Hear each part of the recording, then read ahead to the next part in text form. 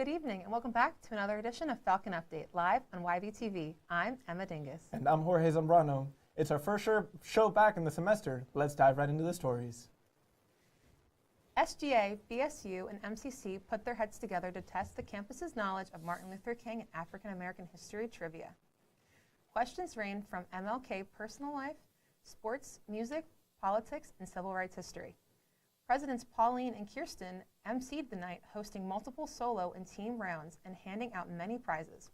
YBTV's own Kelly Gainey came out with a win and a prize for us all. The theater department hosted actor Hisham Tawfiq as part of the week of commencement for MLK. Students were able to listen to Hisham's story and had the opportunity to ask questions. Messiah students received a visit from the blacklist Hisham Tawfiq. Tawfiq gave a talk at Miller Theater on Saturday night and did a workshop with the students. Teacher was like, how come you're not like going to big screen? I was like, I don't know. And she was like, you have what it takes. That was probably the only thing that gave me confidence to do it. But unfortunately, I never really had a mentor that I could call on and ask for advice and guidance as I navigated life. For the most part. Tawfiq spent 20 years as a New York City firefighter before becoming widely known for his role on the blacklist. He discovered his passion for the arts during high school through a performance of Maya Angelou's poem, I Know Why the Caged Bird Sings. The main thing that was probably challenging for me was just confidence in myself. Believing that I was prepared for the moment, prepared for the role, especially if I got the gig. The hardest thing to overcome was just the confidence and stepping into that light. Tawfiq shared his experiences as a firefighter and spoke of his journey as an actor throughout the years, on top of answering plenty of questions students had for him. Afterwards, students were given the opportunity to get memorabilia signed and to take photos with Tawfiq. I was in a comedy troupe. So when I first started acting, it was a lot of comedy, a lot of improv comedy, and I just remember having a tremendous amount of fun. It was always laughing and fun and freedom, and I would love to go back to that. But it's funny, as you get older, now I'm like all judgmental about, am I funny or can I do comedy? But when I first started, that was my love.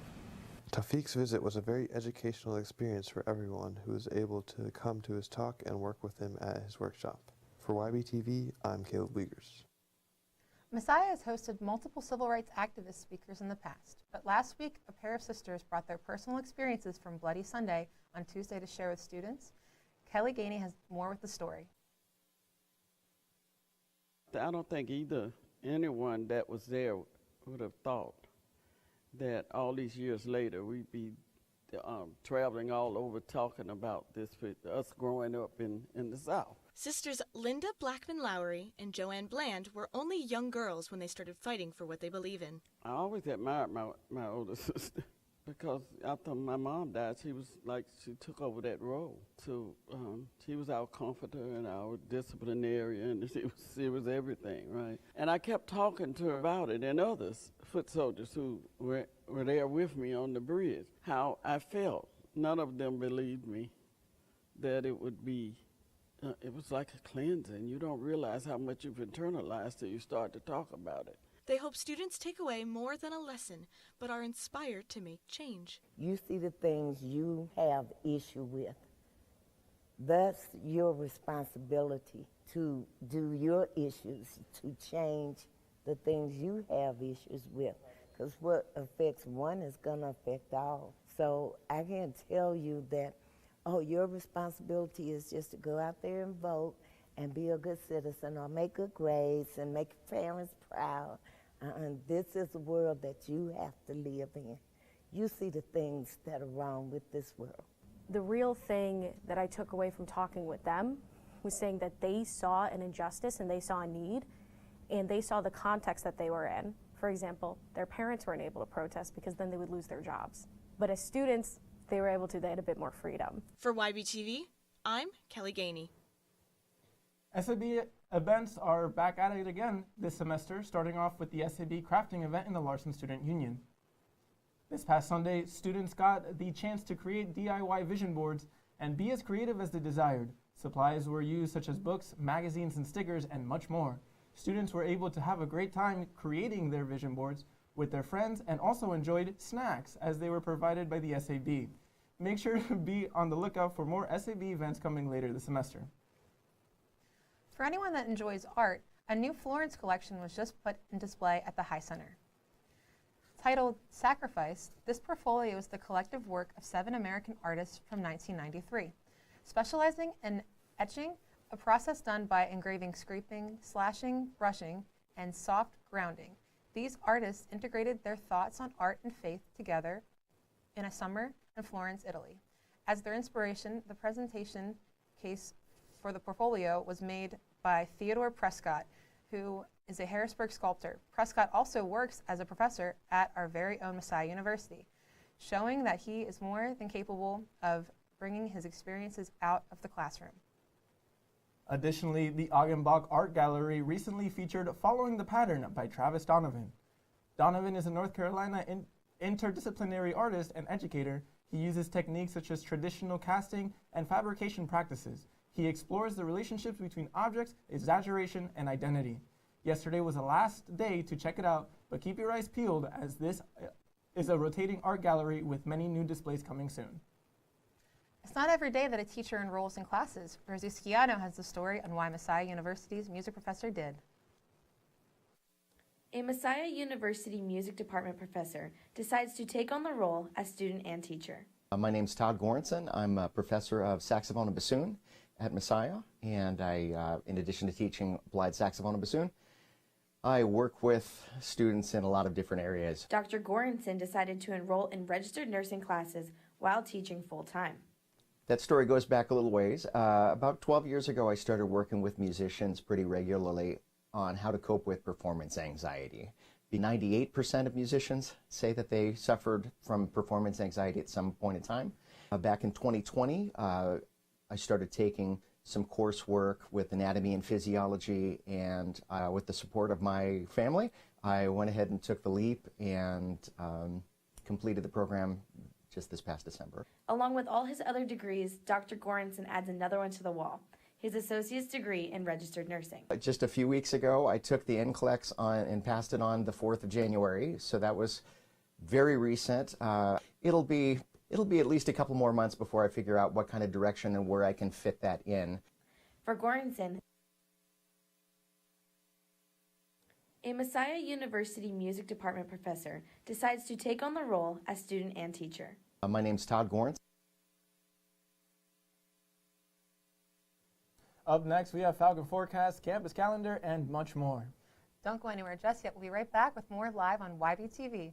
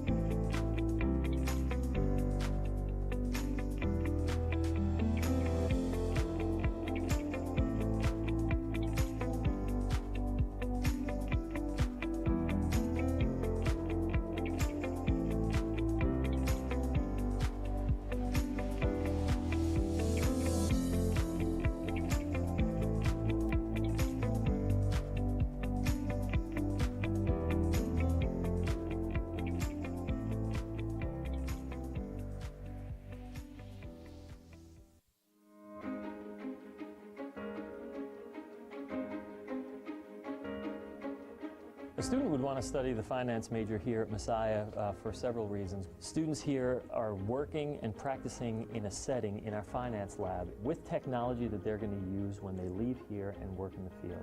And so our students are certified in Bloomberg. In addition, in several classes, our students are actually performing consulting projects with local financial and investing firms. I think that the biggest thing that surprised me about coming for the finance major here was just the scope that you get in all the different classes. So anything from corporate finance to portfolio management, security analysis, you touch on everything. Getting into Investment Club was something I really was looking forward to coming here to Messiah. I knew from very early on I wanted to get involved. There's nothing wrong with going out, being successful, making money, but not allowing money to have a higher place in your life than God. So our goal is to get our students started off on their career path quicker and better positioned than any of their peers.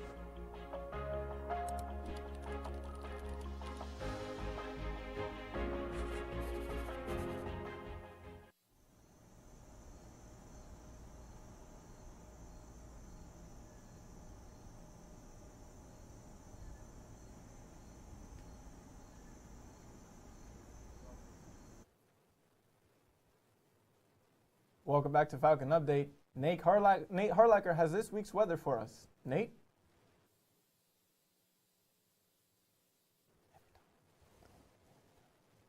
Everyone, it's great to have you all back on campus once again. Now, I'm sure we all know how funky the weather has been the last couple of weeks, and it's only going to continue to get funkier. We hope you all stay dry today, as there was a mixture of rain and snowfall. We are currently sitting at 37 degrees, and the temperature will stay in the high to low 30s the rest of the night. Tomorrow should be a dry one for the most part, with a high of 44 degrees and a low of 29, and partly cloudy. Wednesday, we may see something similar like we saw earlier today, with an 80% chance of snow and rain, with a high of 37 and a low of 36. On Thursday, it'll be partly cloudy once again, with a high of 40 and a low of 27. When we reach everyone's favorite day of the week on Friday, we will see partly cloudy skies again, with a high of 39 and a low of 28. As we head into the weekend on Saturday, we are looking at a high of 45 and a low of 28. And then on Sunday, similar to Saturday, we will have a high of 45 and a low of 35. It is surely great to have you all back here again at Messiah for this spring semester. And we hope you all stay dry over this coming week. For YBTV, I'm Nathan Harlacher. Looks like one day of snow, but I wish we could get a little bit more than that. How about you? I know, I did too. I slept in today late, so I missed the snow. Yeah, I also missed the snow this morning. I know. So, well, there is Wednesday for snow. So there is Wednesday. I'm looking forward to maybe some snowball fights. There's different stuff going on. Yeah, let's see that going on. Now, let's check in with Brandon Cruz, who has most of what's happening this week on campus. Brandon? Hello, Messiah University. I'm Brandon Cruz, and welcome to this week's edition of Campus Calendar. Let's take a look at some events happening around campus for the upcoming week. SAB is hosting a Chips and Dip Poker Night this Tuesday night from 6 to 8 o'clock p.m. in the Oaks Museum. You can sign up to reserve a table ahead of time at the OSC desk, or just drop into the event to join. There are a limited number of tables, fancy dress is required, and the event won't include an instructional time to teach the rules, so come prepared. SAB is also hosting auditions for the January Coffee House on Wednesday night at 6:15 p.m. at the Union. The Coffee House will take place on Sunday the 29th. There is a link to sign up for auditions on the Student Events Calendar, which is available on Falcon Link. Continuing a busy week for SAB, they are also hosting the first dance of the new semester on Saturday night. Taking place in the Union, the 1950s themed sock hop dance starts at 8 o'clock p.m. and runs until 10 o'clock p.m. And finally, SAB caps off a very busy week for them with the first coffee house of the new semester taking place in the Union at 7 o'clock p.m. And that is all for this week's edition of Campus Calendar, and I hope to see you at all at some of these events later on this week. For YBTV, I'm Brandon Cruz. Kelly Gainey brings you another episode of The Vault. Let's see what Messiah history she is teaching us tonight. Kelly?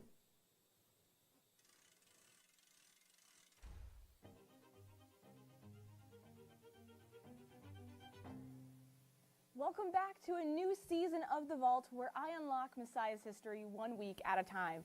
I'm your host, Kelly Gainey.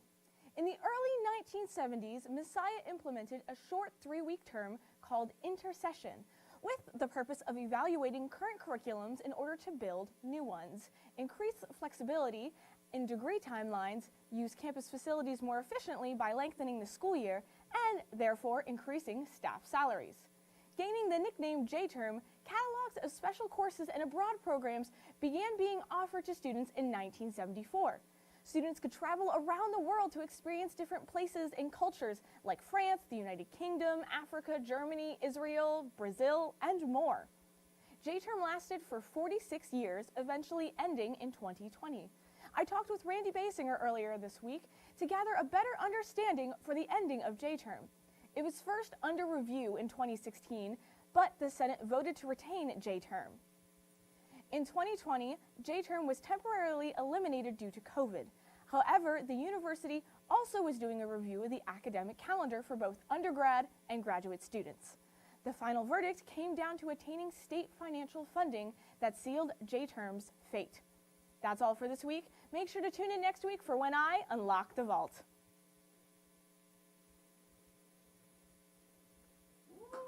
Thank you, Kelly.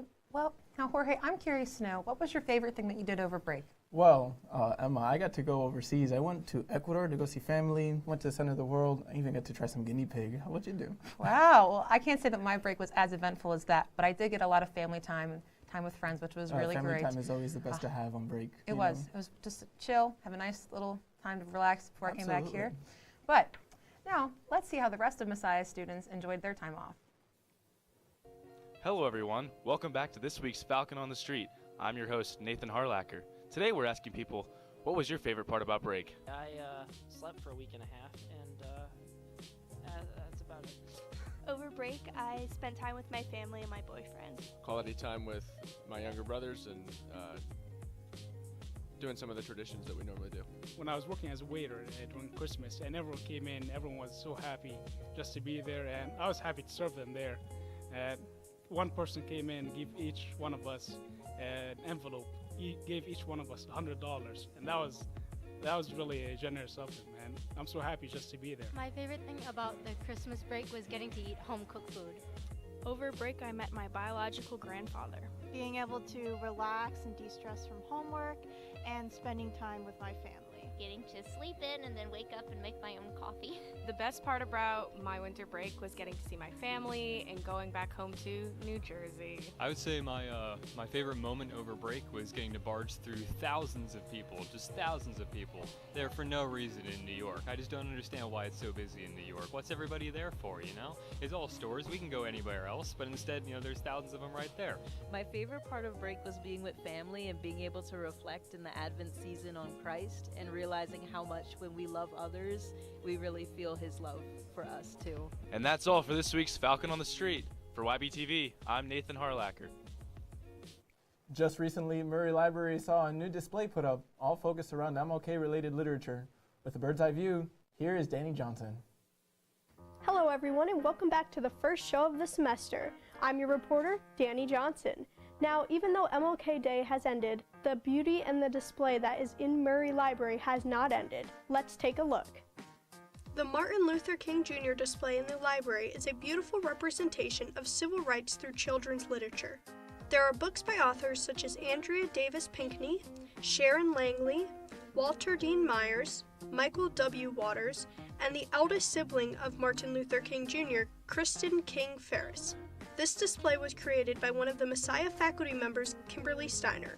I'm part of the MLK committee, and so each year we try to do a highlight during that week for Martin Luther King Week. And this one is really just kind of bridging that idea between civil rights and children's literature, and the idea that there are lots of great books that are out there that speak to civil rights and can be really informative to kids.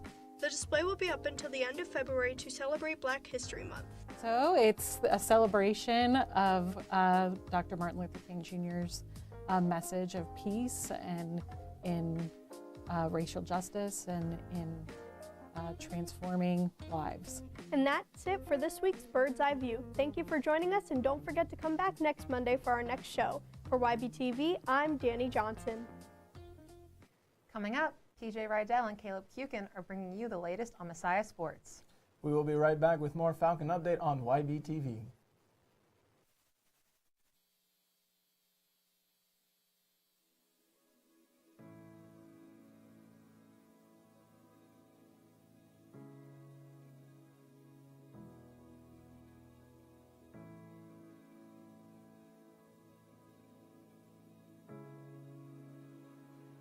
I grew up creative, always drawing.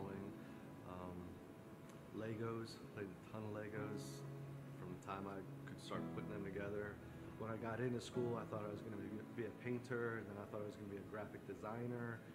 But it wasn't until I took my first foundations of art class, 3D design, where I was carving a salt block, just a little carpenter chisel, and I stuck it underneath the water, and it kind of started deteriorating, and I loved it, and it felt comfortable, and it felt right, and that's when I realized that 3D is where I belong. Sculpture is what I needed to pursue.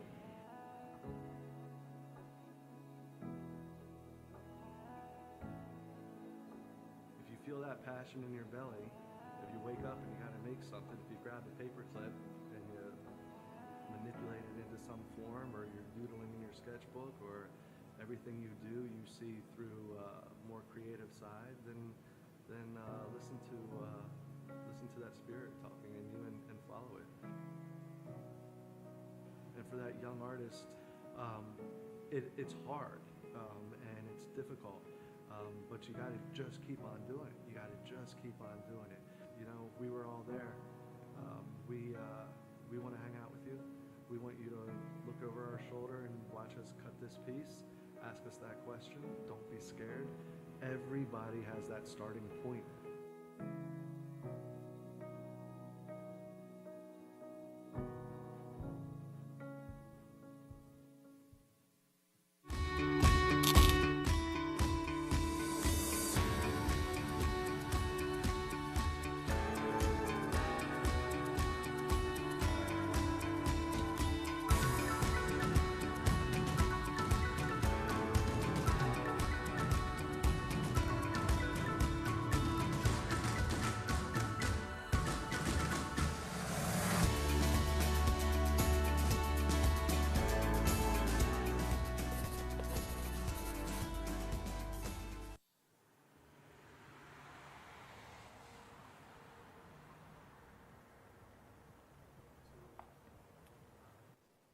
Welcome back to Falcon Update live on YBTV. We've been away for a little bit, so we've got plenty of sports to catch up on.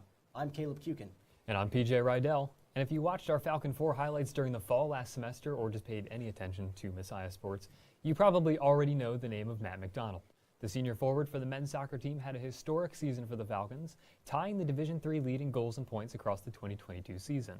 For his efforts, he was named the Division III Men's Soccer National Player of the Year, the 11th in program history. We here at YBTV had the opportunity to sit down with Matt and head coach Brad McCarty to talk about his incredible season and more. If you've watched Matt play, I mean, what sets him apart is just his sheer athleticism and pace. McDonald coming, plays it to him. He's going to take a shot, drive, goal! But it's also his work ethic. Just, man, it's a blur sometimes when he gets going. The rip, shot, and a goal! Wow. Matt McDonald dominated defenses across Division III to the tune of 23 goals and 52 points, earning him the title of the 2022 National Player of the Year, the highest individual honor in D3 soccer. I got a phone call from one of the coaches, and my first reaction was just like, wow, that's awesome. But he'd rather give the credit right back to his team around him, on and off the field. How lucky am I to be around 28 guys that are probably deserving of that just as much as me. The honor of that is a whole team thing. It's not just one person. During the team's trip to Colombia last March, head coach Brad McCarty had a conversation with McDonald that played a key role in McDonald's development. He was playing some small-sided games and shooting the ball all over the place, and I'm like, you play basketball, when you go in for a layup, is it power or finesse? He's like, finesse. And I'm like, no, it's both. Your power gets you opportunities, but you need to have more finesse around the goal. Here's McDonald into the box. He's got a clean shot, goal! Yep. Just like that. Are you kidding me? The analogy paid off as McDonald made the adjustments in confidence. He had the confidence in me that I can be a good player. There's just a few aspects that I need to tweak, and giving me the confidence that I can be what he sees in me. For McDonald, the team and faith that he represents is far more important than any award. We get to wear Messiah across our chest. No other school, no other team can say that they get to wear their Savior's name across their chest while playing a sport. Fortunately for the Falcons, McDonald will wear a Messiah jersey for one more year as he returns for his 5th year in 2023. It really was a ton of fun watching McDonald torch defenses all season, and I'm certainly looking forward to watching him again this fall. And I feel bad for the other teams that have to face him one more year. But we can't get too far ahead of ourselves, as the current teams in action for the Falcons have been providing plenty of highlights as well. And we'll take a look at our favorite in this week's Falcon 4. We'll start off the Falcon Four with the women's basketball team, who had a special week as they celebrated the 2000-2001 women's basketball team that made it all the way to the national championship, the first time in program history. The current team played Widener in front of the legends that came before them. And the first highlight for the Falcon Four, Morgan Adams is going to get it inside the paint, driving baseline, and she gets checked, but the bucket is good. Morgan Adams hanging tough as we take a look at the replay. Driving baseline up, she gets checked, hits the deck, but she gets the one and she'll cash in from the free throw line. Morgan Adams tacking on some more, and that's not going to be the only Morgan Adams and women's basketball highlight for the night. We'll be back to her in a little bit for the women's game against Widener later on. Before you go back, PJ, the men's volleyball kicked off their season as they face an out-of-conference foe, Marymount University, whom they've never beaten before. That would change as they look to start off the season undefeated in front of a large home crowd. Falcons find themselves down in the second set and are looking to go up 2-0. Here's the serve, a good adjustment by Stauffer. Here's the set, and Kagoro. Oh my goodness, the freshman rises up and sends that one. Here's the replay, and look at how high Kagoro gets here, leaving Marymount defenders no chance to even return it. Falcons only dropped one set to Marymount and went on to win the match 3-1 and got their season started by defending home court. Yeah, how about Kagoro in his first collegiate game for the Falcons too, a name to remember for the next several years. Good to see the first round of spring semester sports starting their season strong. Now back to women's basketball as we head to the third quarter of their matchup with Widener. We've already seen Morgan Adams work some magic, and this time she'll do it again. Amber High driving into the right lane, gets the pass, almost a no-looker to Morgan Adams. And that's a tougher basket than it may look like. It's a good pass by Amber High, moving around her defender, Adams, up and in, through the contact. That would be an and-one opportunity for her as well, as the Falcons never took their foot off the gas, soaring past the Pride for a dominating 67-52 conference win. And now we're going to stay on the hardwood as Messiah men's basketball team took on the Widener Pride as well. The Falcons started off hot, all thanks to Evan Parker. Very early in the game, here's Evan Parker getting the ball at the top of the arc, and what a crossover. And Parker, oh my goodness, he puts that one up with the contact. Here it is again. Look at how far away he's being pushed from the basket there. Just throws up a prayer. Parker converts on the N1 to give the Falcons an early 5-2 lead. The Falcons did struggle in the second half and dropped their fourth game in a row. They look to bounce back against York College on Wednesday. And one's a common theme of the Falcon Four this week, but that does it for this week's Falcon Four. But basketball and volleyball were not the only Messiah sports competing this past week. Messiah hosted 3 other schools for a full day of swimming on Saturday. The women's team dominated, beating Stevens, York, and Stevenson. While the men's team dominated Stevenson, they were narrowly beaten by Stevens and York. The wrestling team competed in the MAC championship at York College. They finished with a strong third-place finish as a team after being projected to finish 7th place during the preseason polls. Asa Brunk was the highest-placing Falcon, finishing second in the 133-pound weight class. They're not done yet, though, as they will head to Wheaton Invitational this coming weekend. Well, after all that, that does it for the YBTV Sports segment and Falcon Update. But don't go anywhere, as YB Tonight is back with some unique talent that you're not going to want to miss. Stick with us right here on YBTV.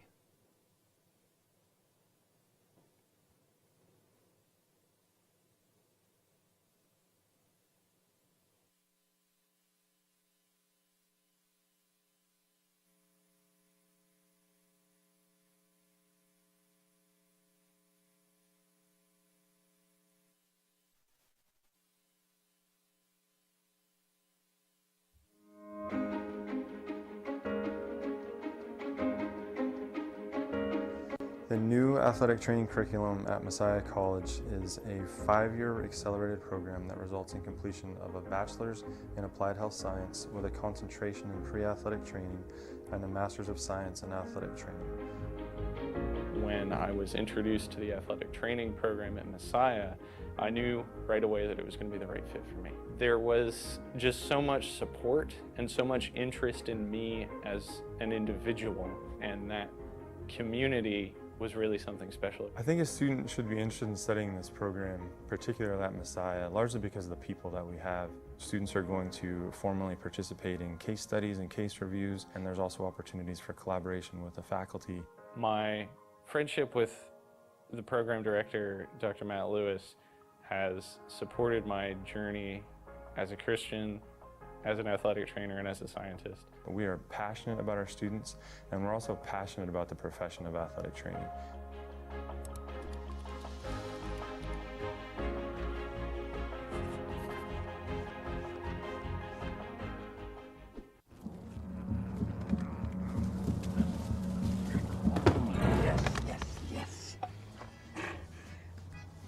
Oh, hi. I suppose you're wondering what an A-list celebrity like me is doing in a place like this. You must know, I'm saving the world. Oh, hi, Beth. Yep, saving the world again. Did you know that 40% of all the food produced in the United States is thrown away? That means everything that went into that food, the pesticides, the water, the land, was all for nothing. Just look at this perfectly good food thrown in the trash. The pizza with extra Cheerios, these goldfish and Band-Aid tacos. And just look at this perfect trash burger. This pasta dog looks delicious. You don't have to dumpster dive like Ed Begley Jr. to save the planet. Fight food waste by shopping smart and using what you buy before it gets trashed. That's way better.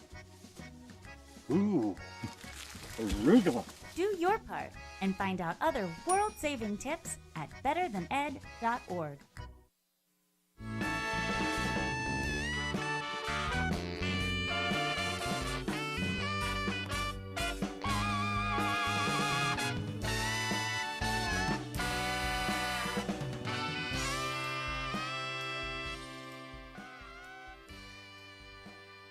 Good evening and welcome to YB Tonight Live. I'm your host, Jessica Fannin. Tonight we'll have a feature on Emmy Cotton. She will be showing off some of her lacrosse skills for us. After that, we'll be interviewing Sarah Connolly about the Student Nutrition Awareness Club. Stay with us. We'll be right back to YB Tonight Live.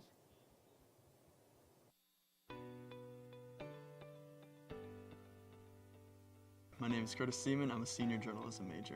So my entire life, I've really enjoyed writing, really enjoyed sports. I thought that if I combined the two, sports journalism would be the perfect major for me. I feel very prepared for post-graduation with practicum. That's been a huge help. You have to participate in 3 different mediums of communication, media, throughout the class period. And to be able to do things like radio and television and writing has just kind of really helped to broaden my horizons. And in terms of writing, I'm also excited to use all of those skills that I've learned as well. Obviously, the professors here in the communication department are fantastic, and they really know how to get you to drill down and get you to write the best that you possibly can. In a senior sem, Dr. Dixon prays before every class, and a lot of other professors do that. To be able to pray in class, to be able to talk about faith-based things is just huge, and I really have appreciated that all 4 of my years here at Messiah. So right now I'm interning at WGAL 8 in Lancaster, which is just a TV station, NBC affiliate. The hours are a little rough. They're from 4 in the morning until noon, but that's also been a look ahead of what it's going to be like in my career in the future, so that's been also a good experience. For MC77, my sophomore year was the first year I did. I started on camera, moved to floor manager. I've done everything from camera to producing, executive producing, anchoring, VTR, audio. You can do pretty much any role. They're more than willing to give you the chance to make mistakes, but also to learn, because the time is now to make mistakes before you go out and are working for a real television station. MC77 has definitely given me a ton of great experience and prepared me for what's to come with that, and I'm excited to use that more within bigger TV stations and more live television day in and day out.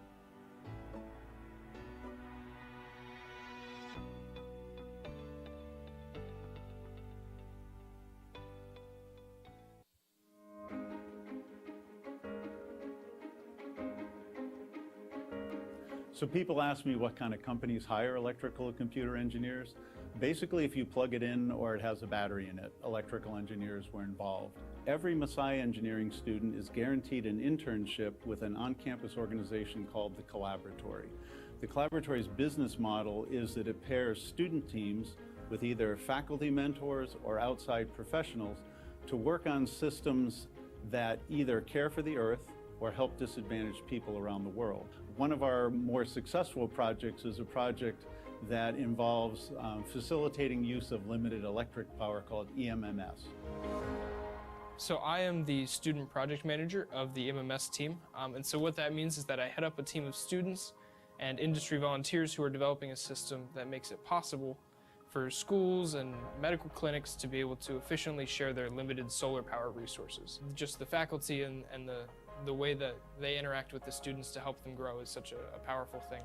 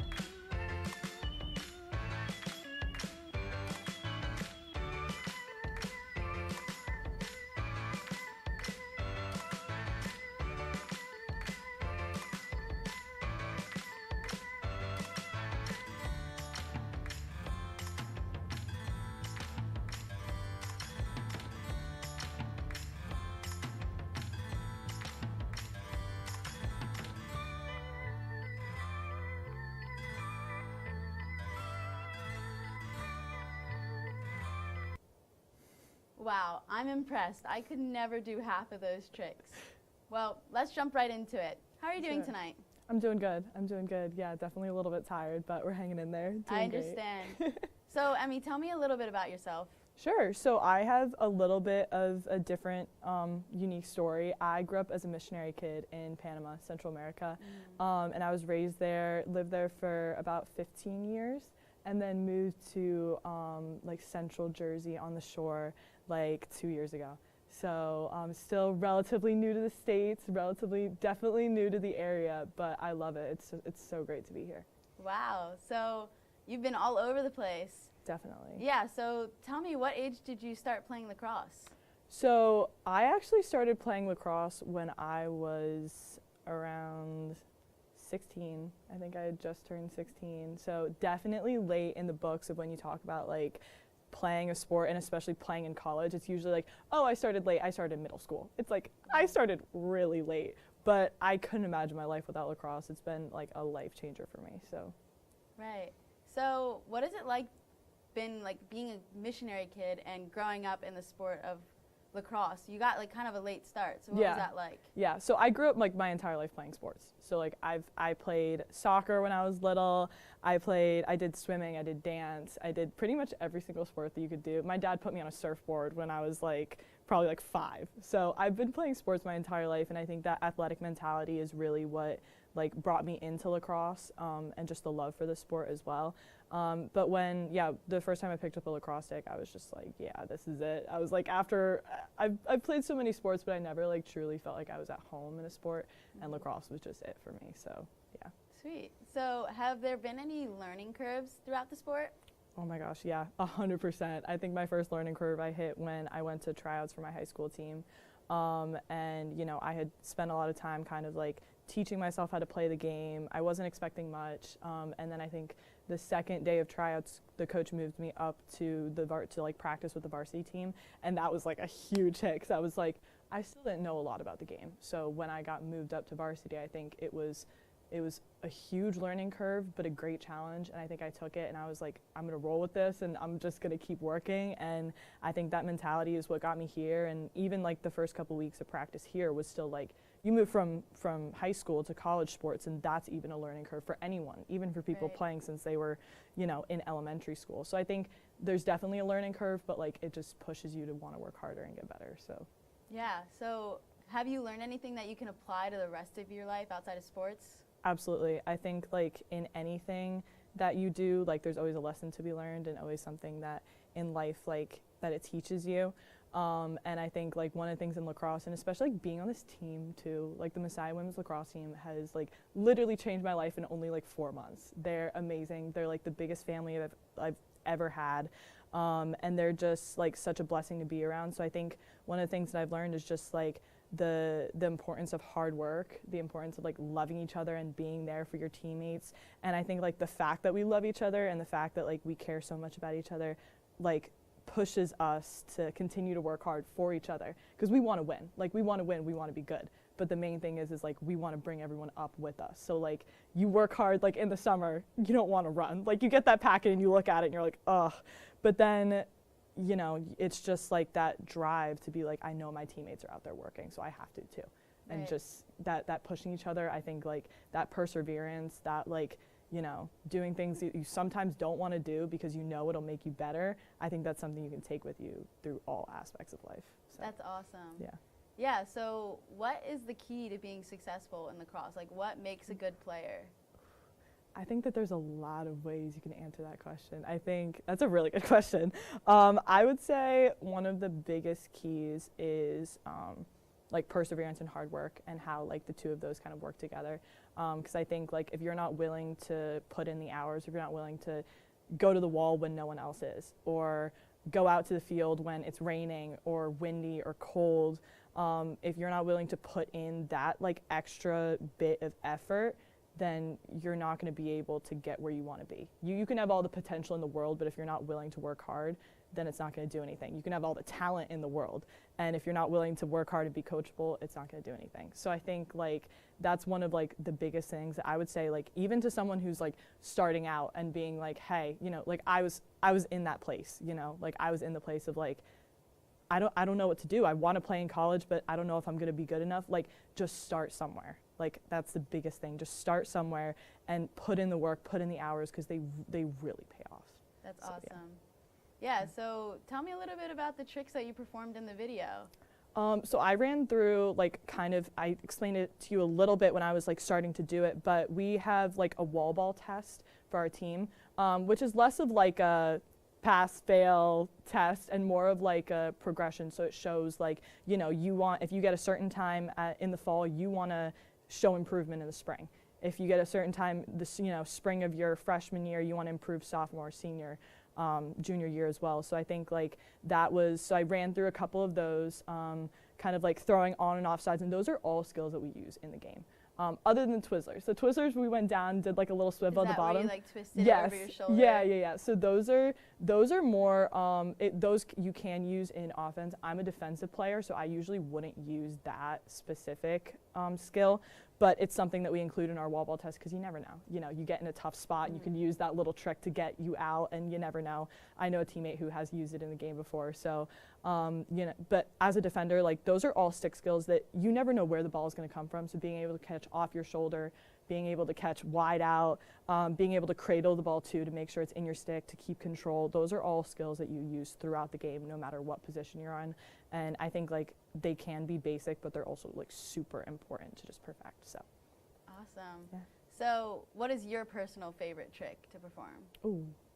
I would say one of the most fun is probably Twizzlers. It took me a long time to like get them right, because at first I was like, I have no idea. I'm like, how do you move your wrist like that and get it up? But no, I would definitely say Twizzlers are my favorite, just because once you get in a rhythm, they become so fun, because you're just like time after time after time hitting against the wall, and as you get in a rhythm, it's just like, it's so fun. So I would definitely say those. Sadly, I don't really use them in a game a lot, but who knows? Maybe I will one day. So Yeah, that's awesome. So what has it been like being on a sports team in college? I would say it's definitely a lot of work, a lot of discipline. You know, it does take up a lot of your life.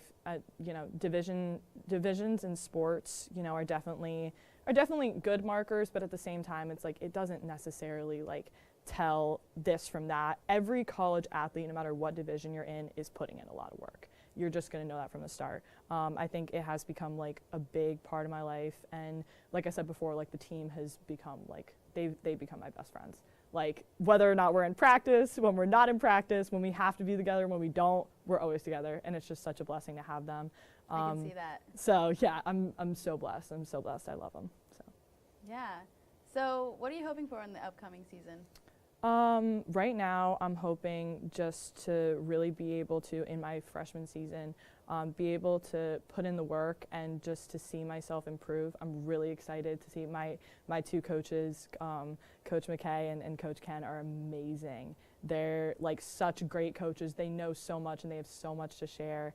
And so I'm really just excited to be able to learn this year. Like I want to be on the field. I want to do everything I can to be on the field, but I'm really excited just to be able to learn from them, continue to get better.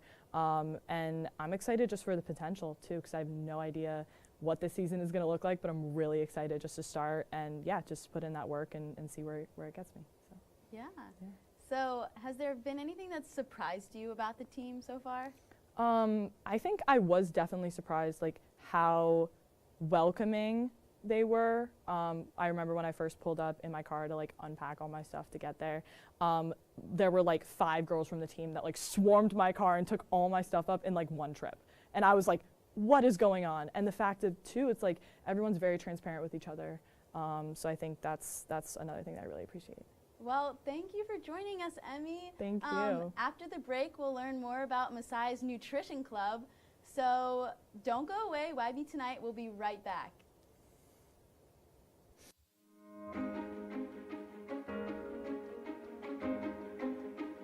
We don't want our students to feel like they have to wait until they've graduated to start serving and meeting the needs of society. So we want students to have an opportunity to work on projects that meet real needs even while they're students in the program. Messiah students are exciting to work with because they understand that God has uniquely gifted them to do something, and they're excited to follow Him in that and to follow Him in their careers.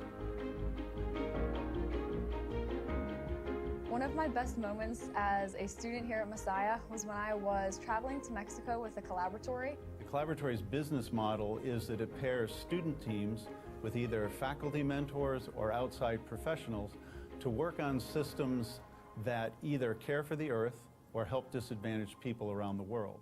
I learned so many amazing things about just cultural differences and how to adapt and work alongside, not just how to help someone else, but how to empower them to further their lives and also advance my academics in the process.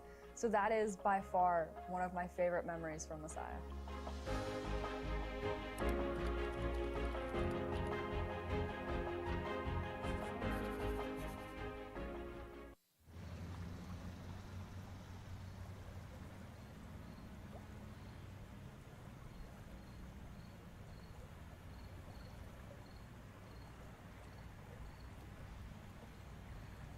Welcome back to YB Tonight. I'm Jessica Fannin, and I'm joined by Sarah Connolly, president of the Nutrition Club on our campus.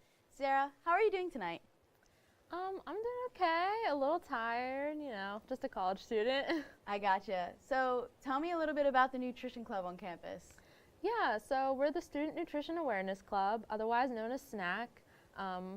And our goal is to kind of bring nutrition education to campus.